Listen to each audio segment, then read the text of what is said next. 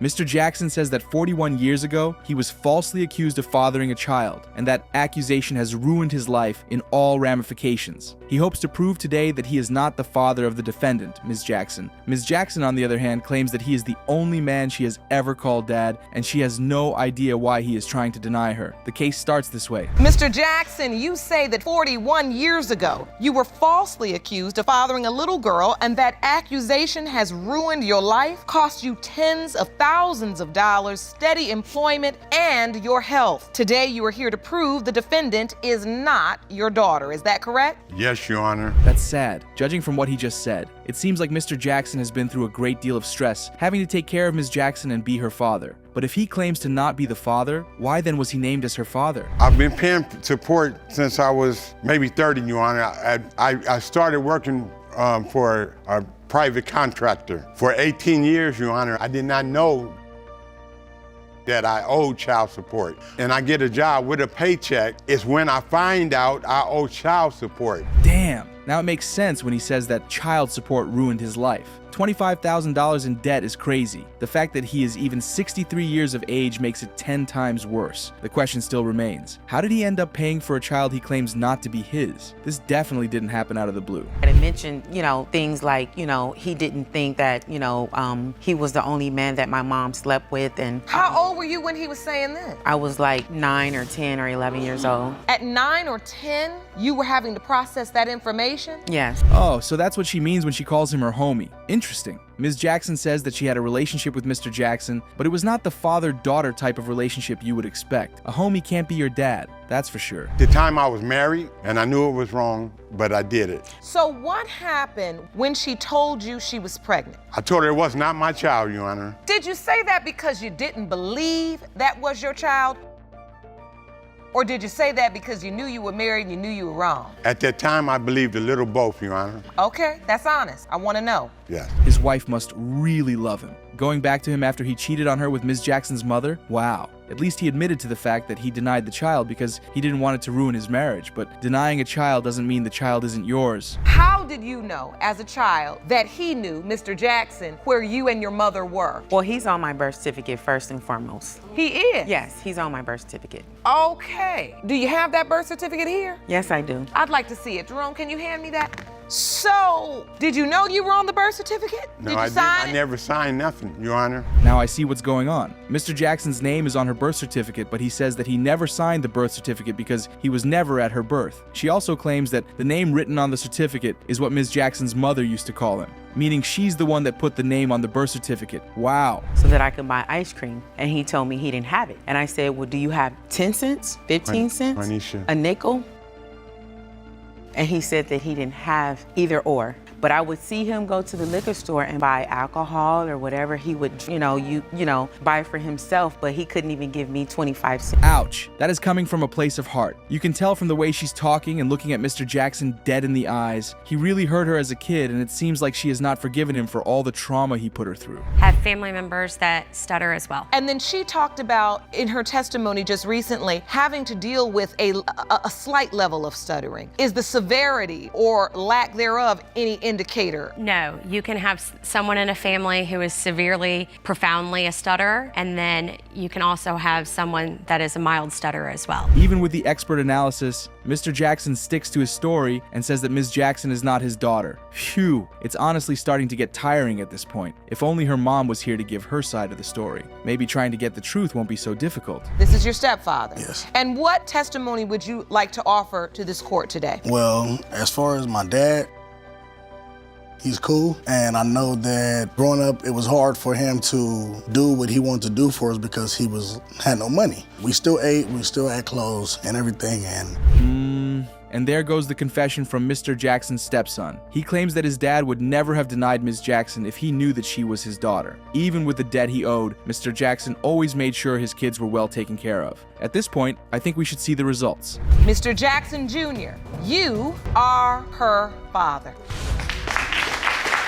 Mrs. Strickland needs to prove to her husband that he is the father of their 4-year-old daughter, Nancy, because their marriage is on the verge of a collapse. Mr. Strickland needs the DNA results today because he is up and ready to leave if he finds out he is not the father of the child. Well, let's get to the bottom of it all, shall we? Ms. Strickland, you have brought your husband to court to prove he is the biological father of your 4-year-old daughter, Nancy. You say your marriage is strained and claim positive paternity results will save your relationship. Is that correct? Yes, Your Honor.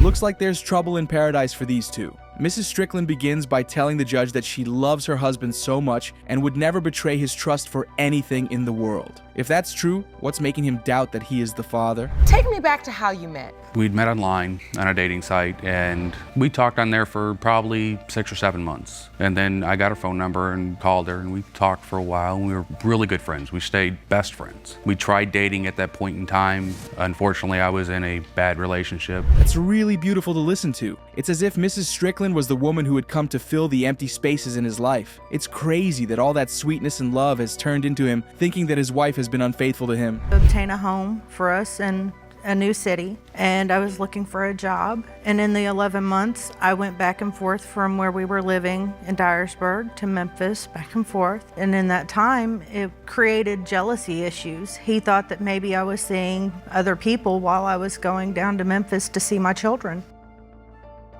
Let's be honest, that would make anybody start to have suspicions. Mr. Strickland says that when she initially started moving between cities, he did not have an issue with it. The issue started when she no longer wanted him around and started to change her attitude towards him. Gone over there, and she'd been to Memphis for probably about a week. And it was kind of rough because, of course I missed her, I loved her. And when she got back, it was the same thing as before. It was, she didn't want me around her, she didn't want me near her. Well, if there's anything we know, it's the fact that they both see things from two separate perspectives. Mrs. Strickland says that Mr. Strickland was the one who lost his affection for her belly while she was pregnant. Mr. Strickland claims that she was the one who was being distant. When they first brought the birth certificate in, I had signed the paperwork. They refused it because me and her were not legally married. She was still legally married to her ex-husband.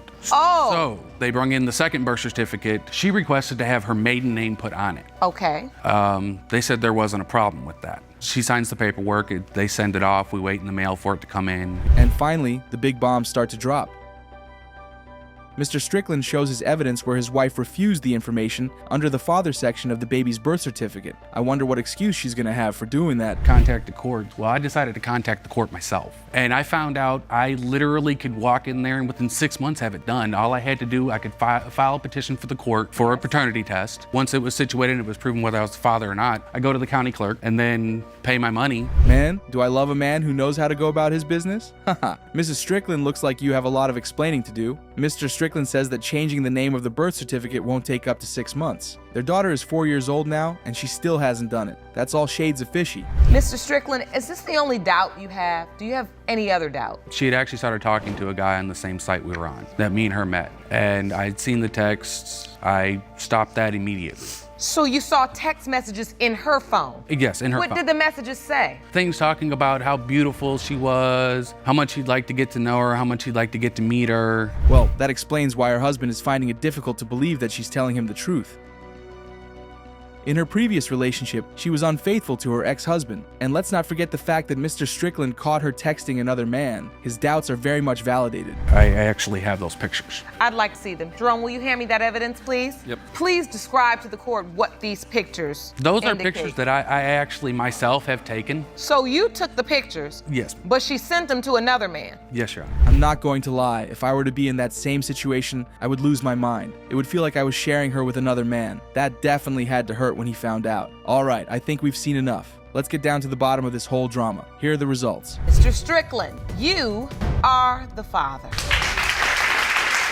All her life, Ms. Lewis has known herself to be Daddy's little angel. She is devastated now that her daddy, Mr. Palmer, is saying that he is not her father. Mr. Palmer, on the other hand, says that he has always known he was not her father. Trust me, it's a crazy case, but here's how it all starts. Ms. Lewis, you are devastated that after being Daddy's little girl, you are now forced to drag your father to court to prove that you are his biological daughter. Is that correct? Yes, Your Honor. There's no way that would not have hurt her as a child. Ms. Lewis says that her dad, or supposed to be dad, broke the news to her when she was 13, that he was not her father in front of all her other siblings. Who does that? Mr. Palmer, do you remember this day that she says you gathered everybody up? Yes, Your Honor. Why would you gather everybody up and tell her she's not your biological daughter? Because I knew all the time she wasn't my daughter, and I just thought it was just time to tell her. It always starts with the rumors, doesn't it? Mr. Palmer says that he loved her mother and they were inseparable at the time. They were even supposed to get married, but his friends called him a fool because they told him that she had been moving around with another guy. Pink and white. I never will forget that. I was in love with her. What happened with Ford, the car? What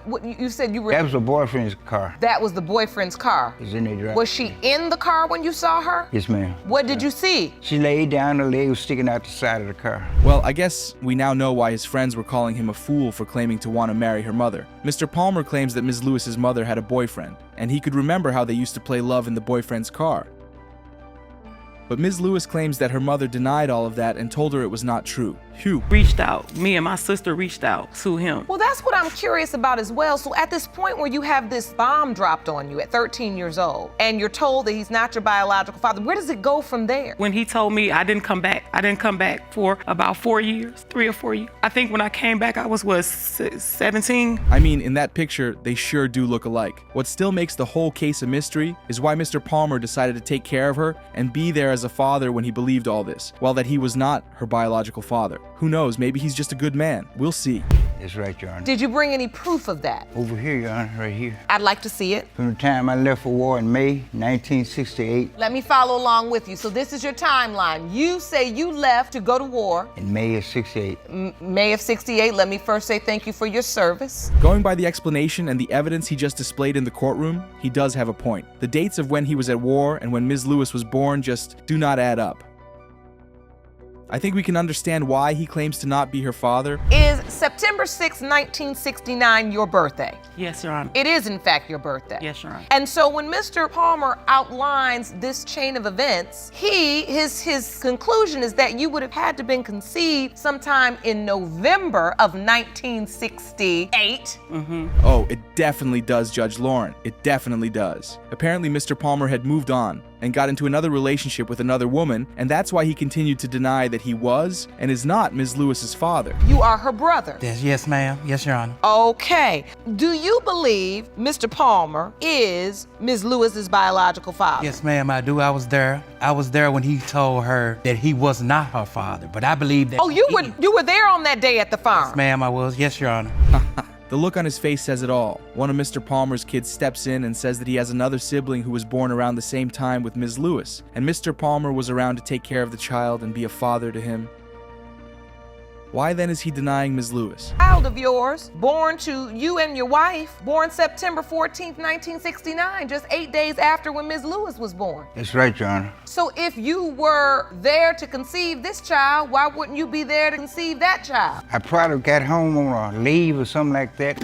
I left on leave. I don't know exactly. Come on now, Mr. Palmer. That has to be the dumbest excuse I have ever heard. I mean, both children were born with a difference of just 8 days. I have a feeling he just doesn't want to tell the truth. He was definitely around during that period.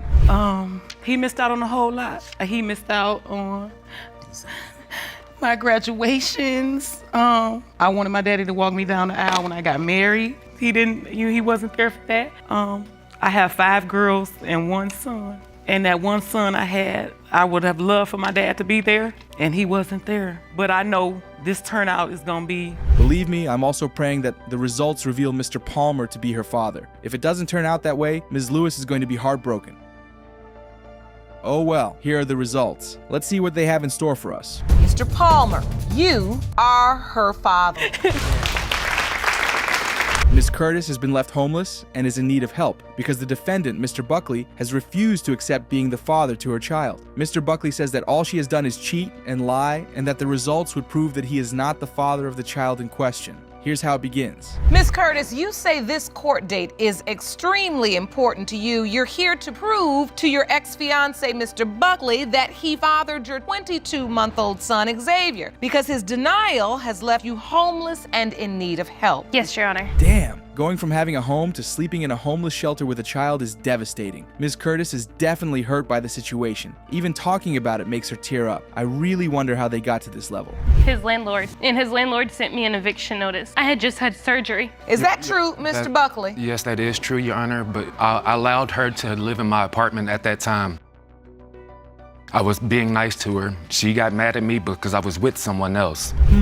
This is gonna be one hell of a case. Mr. Buckley says that he did not want a relationship with Ms. Curtis, and when he told her this, she said that she would make his life a living hell. That's the only reason he kicked her out of the house. So you don't believe you can have children? No, Your Honor. Why? Your Honor, I was in a relationship before and we tried to conceive a child. We went to fertility specialists and we were on medicine and kept up with ovulation dates and the whole nine. Even my eyebrows are raised after hearing that. Mr. Buckley confesses and says that he has never been able to get any woman pregnant in not one, but 2 different relationships. So for Ms. Curtis to come out of the blue and say she's pregnant, it definitely sounds suspicious. Whose is it? No, you didn't. That's pretty much what I said. No, you said you told every other girl you were in a relationship with, congratulations, who's the father? But I was different, that you were willing to step up and be his father, which you haven't done. I haven't done that because of you. Because of me? Yes. It's just a drive away.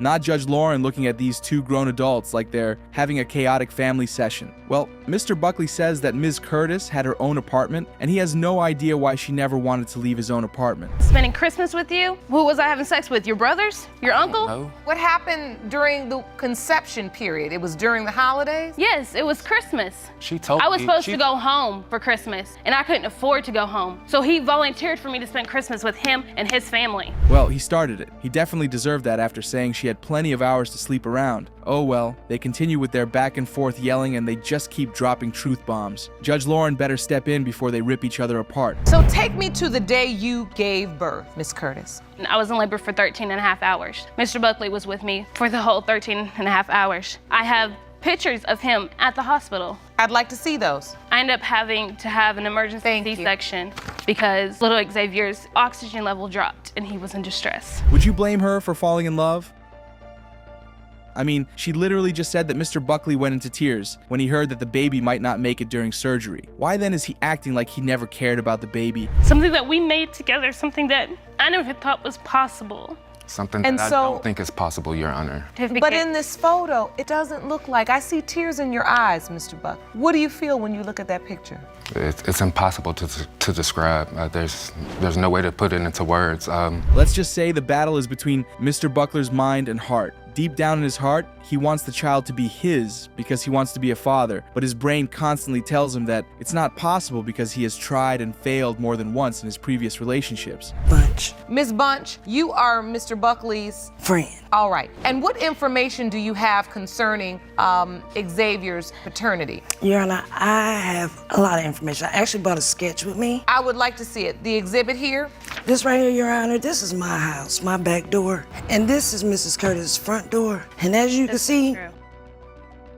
Okay, I guess we know why his doubts are strong. Mr. Buckler's friend walks up and explains that she knew that Miss Curtis had a boyfriend, and aside from that, she was also sleeping with several other men. It's crazy that she found out all of this from her back door. Certificate, father's name, Xavier Buckley. Yes, Your Honor. That's you. Correct. You signed it voluntarily. Yes, yes, Your Honor. And is there a child support order? Yes, Your Honor. There is. Yes. How much per week are you obligated to pay? I'm not exactly sure. He was supposed to pay $216 a month. And there they go again with their yapping. Ms. Curtis says that he is in child support debt because he quit his job, all because he does not want to do anything for her child. Honestly, I think we've seen enough of their drama. Here are the results. Mr. Buckley, you are not his father. She had sex with 2 men on the same day she conceived her baby. In total, there are 10 men she slept with within her window of conception. Mr. Crisp and Ms. Hewlett are about to have a long day with Judge Lake at paternity court today. Here's how the case begins.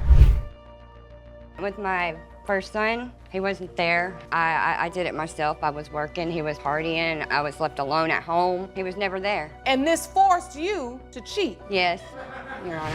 Because he wasn't there. I mean, I had no one. I did it all myself. I was, it was just me. Ah yes, Mr. Crisp was never really present. This provided the go-ahead in Ms. Crisp's head to cheat. She simply cannot call her husband out and give an ultimatum. Oh no, she just had to cheat. And oh boy, did she cheat. My dad just passed away. I felt, I was sad that he passed away, so I just got out and partied. I guess I really didn't care. I felt bad about it. So you had been through a tragic loss. Yes, Your Honor. You felt comfort in partying and you just started doing the wrong things. Yes, Your Honor. Oh, Mr. Crisp. This entire thing seems like a whole lot of miscommunication and bad decisions. If he was feeling overwhelmed after his father died, why then did Ms. Hewlett find it extremely difficult to see through that and simply talk to him about it? This cheating has led you to the doubt regarding the paternity of your son, Bentley.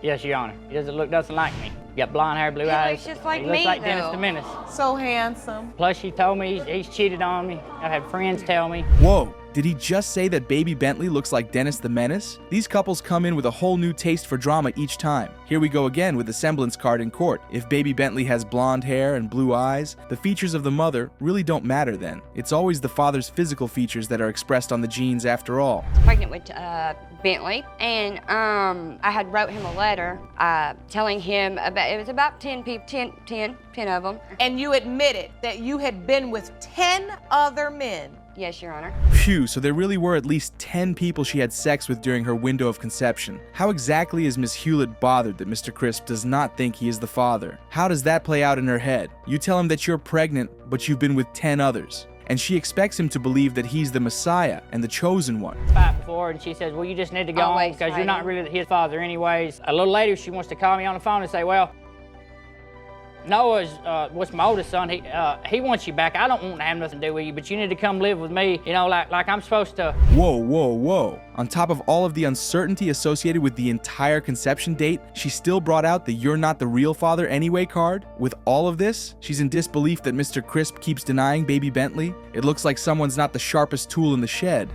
Did you tell him he was not Bentley's father? I have said that, Your Honor. In your heart of hearts, did you think he really wasn't Bentley's father? At times I do think he's not. And you say the other gentleman is now deceased? Yes, ma'am, he is. Wait a minute, even Ms. Hewlett has her doubts, and that wraps up this case on paternity court. Everyone should really go home. If she already admits to not knowing whether or not the baby is Mr. Crisp's, what are we all doing here? Really doesn't look like Joe, but I hope he is Joe's, because that way I made the mistake of Paula's dad could be 3 different men.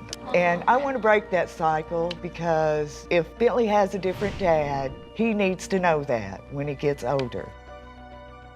Hold up, so this is a generational thing? Oh, Ms. Bergen, did your ex-husband cheat on you too? Was that why there were 2 other prospective fathers involved in your daughter's birth? And to wait till she was 11 before she told her about it, isn't that just something? I mean, I was the only one that worked. I was the only one trying to take care of everything. I was trying to work all the time. Him. People just didn't pay me. Now, I have a grand question that I'd love answered. If you weren't happy in the relationship... Dang, Judge Lake hit the spot. She hit the nail right on the head too. All of this bickering from Ms. Hewlett was capped shut by one grand question. If Ms. Hewlett continues to make excuses as to why she can't leave Mr. Crisp, this would be an unending cycle of cheating and unhappiness. She's already down by 10 men. Would she get to 50? I'm not happy, you're not here, and yet you keep repeating the same cycle over and over again. Either you're physically unavailable because you're out partying or locked up. Phew, it looks like Judge Lake is putting both mother and father in their place today.